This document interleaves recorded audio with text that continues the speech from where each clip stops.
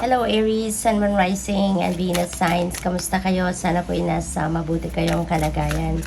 Welcome back po sa Star Tarot. Kung bago kayo rito, welcome din kayo. Thank you sa inyong support.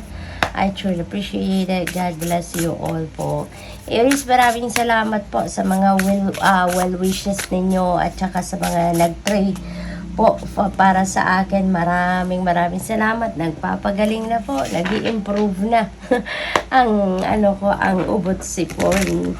Maganda-ganda na ang pakaramdam ko. So thank you po. Pauna mensahe po ninyo. Ayan, pahinga din. Aries, ito din ang kailangan ninyo sa ngayon. Kailangan din ninyo na magpahinga. Kailangan din ninyo na mag-rest muna, mag-relax, mag-chill muna kayo, no? Maaaring pagod din kayo, maaari din na may mga siguro ang iba sa inyo meron din nararamdamang sakit or baka may discomfort sa katawan. Probably din ang iba sa inyo pagod sa trabaho, no?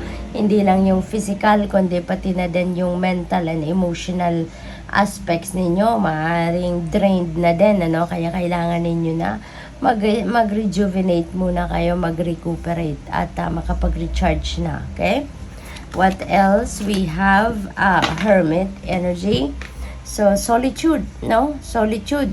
At kasama yan dito ni Four of Swords kasi maaaring kailangan ninyo na magmuni-muni, kailangan ninyo na mapapag-isa muna para aside from makapagpahinga kayo, possibly din na merong mga guidance ang Divine Universe para sa inyo na hindi ninyo napipick up, no? It's maybe because you have too much on your plate. Dami ninyong ginagawa siguro, dami ninyong pinagkakaabalahan kaya laging busy yung katawan at ang isip ninyo. So, kasi yung mga divine guidance na yan na pumapasok through our intuition, you know, ano yan it comes in a very subtle way. Kaya kung lagi tayong may iniisip, laging busy ang katawan, laging umiikot din ang isip natin, talagang hindi natin mapapansin yun, ano? Kaya maaaring isa yan sa mga rason kung bakit kayo iniimbitahan ng universe na magmuni-muni kayo, mapag-isa muna kayo at magpahinga. Okay? Ace of Wands, this is a new beginning energy. Merong magandang opportunity dito, merong magandang offer, no? Ang universe dito na sigurado, ang universe na ito ay mapapalago ninyo, ito ay maaayos ninyo, ito yung magiging panimula ninyo para sa pagtatagumpay ninyo in whatever area of life that is, no? At yan ang ino-offer sa inyo at could be related to your talents, no? Skills or gifts, no? Siguro meron din kayong mga tawag dito, creativity, no? Sa katawan ninyo, creative prowess ninyo, kaya maring yan ay related din dito, no? Sa ang mga opportunities na yan. Queen of Cups, ayan, you are going to be extra sensitive, extra intuitive at this time. At most likely, meron talaga mga gabay na binibigay sa inyo ang universe and you need to pay attention to that, no? Lalong-lalo na ngayon, on point din naman ang inyong intuition. Kumbaga, heightened yung inyong psychic abilities, kaya take advantage of that, okay? We have Eight of Wands. This is a good, tawag dito, good news coming your way. There are wonderful news coming your way. At maraming opportunities, no? Or mababalitaan kayong opportunities sa iba't ibang parte, no, ng buhay ninyo. Iba't ibang bagay ito na maaaring kumatok na mga oportunidad, and it might require you to take action right away. It might require you to pay attention to it right away kasi mabilisan ang transition ng mga bagay-bagay sa buhay ninyo sa ngayon, and you need to pay attention to it, no, right away. Once na nag-pops up yan sa buhay ninyo, Aries, tignan ninyo agad, no? Busisiin ninyo agad. Kasi baka ito na yung breakthrough na hinihintay ninyo, hindi ba? Travel also is very imminent for Aries, kaya maaaring international travel din ito.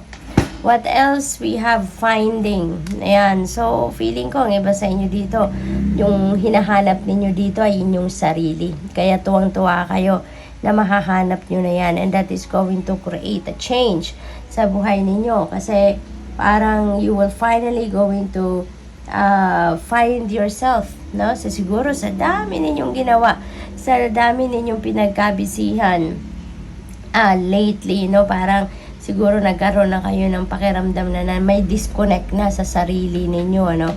Kaya ngayon, maybe that is what you are thinking about. Hanapin ninyo ang sarili ninyo, mag-connect muli kayo sa soul ninyo, and here you go, no? You will definitely find what you are seeking. Kaya nga kailangan ninyo talaga na magnilay-nilay, kailangan ninyo na mag-solitude, alright? So, we have, oh wow, napakaganda. There is a transformation happening. So, napakagandang pagbabago ang magaganap dito. Na very vibrant, very colorful. So, most likely, sobrang ganda ng mga pagbabagong ito na magaganap sa buhay ninyo. And maybe, bunga din yan ng mga realizations ninyo during that reflective time ninyo. Yung pagbabago na to, it could be in different areas of life. Psychic abilities, as I said earlier, on point ngayon. Ang ninyo, ang intuition ninyo, yung psychic abilities ninyo are heightened. Yan din ang sinasabi ni card dito, no, na yung mga psychic abilities ninyo ngayon parang napakalakas, Aries can take advantage of that.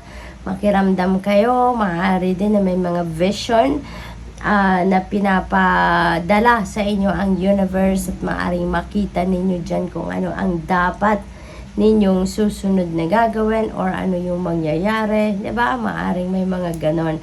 So, good luck to that. Tignan natin kung ano pa ang ganap for Aries.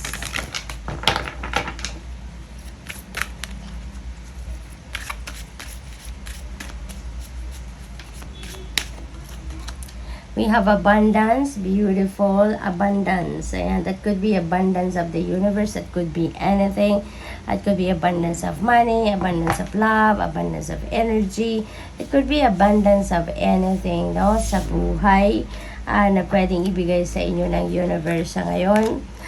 Enthusiasm. Ito yung mararamdaman din ninyo ngayon. We have Ace of Wands.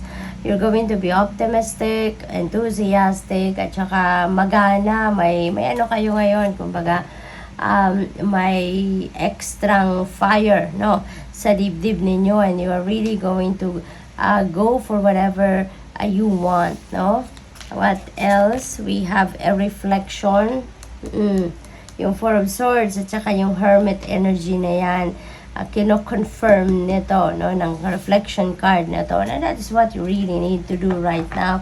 You need more time for reflection, for introspection, at yung pagninilay-nilay at pagmuni-muni ninyo sa ngayon, that is going to have a great impact, no, sa buhay ninyo sa ngayon at this moment. Kaya gawin nyo po yan. It will bring answers, it will bring clarity, no, sa isip ninyo. So good luck.